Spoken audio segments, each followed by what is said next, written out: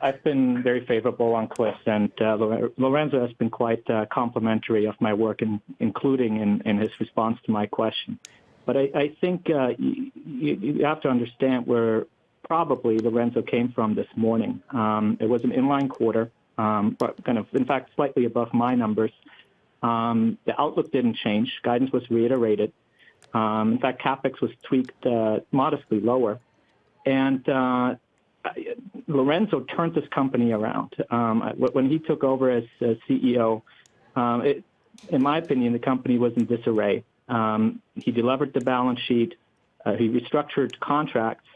He started a major growth project. And then this morning, after such a successful tenure, he announced the initiation of a regular quarterly dividend.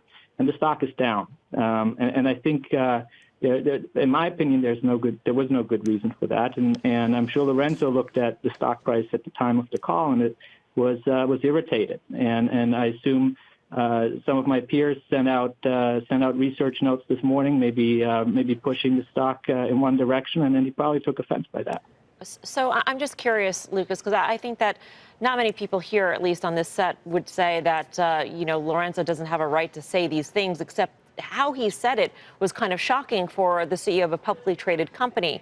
Do you think that this may signal or indicate that perhaps he needs to reevaluate how he communicates with the public and with Wall Street?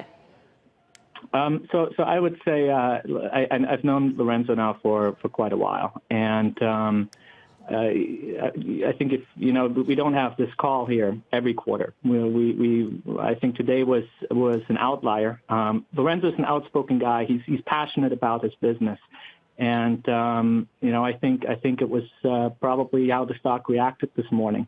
I think if you go back, as I said, last conference call or 2 quarters ago, I think you would find a very much more level-headed response to analyst questions. Do you find that kind of color helps give you clarity on what a CEO is truly thinking? I mean, do you wish that more CEOs were transparent about their emotions, number one? And number two, would your opinion change if those comments had been aimed at you rather than specifically excluding you, Lucas? No, that's a very fair question. I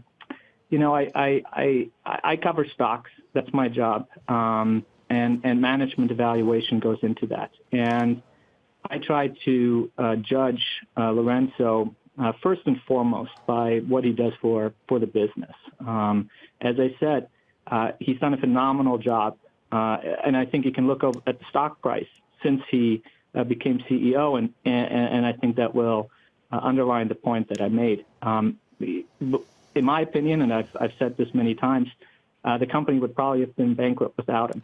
So first and foremost, I judge him by that performance. I'm not a PR specialist. If Lourenco, after the feedback today, feels like he needs to change his message, then I'll leave that to him.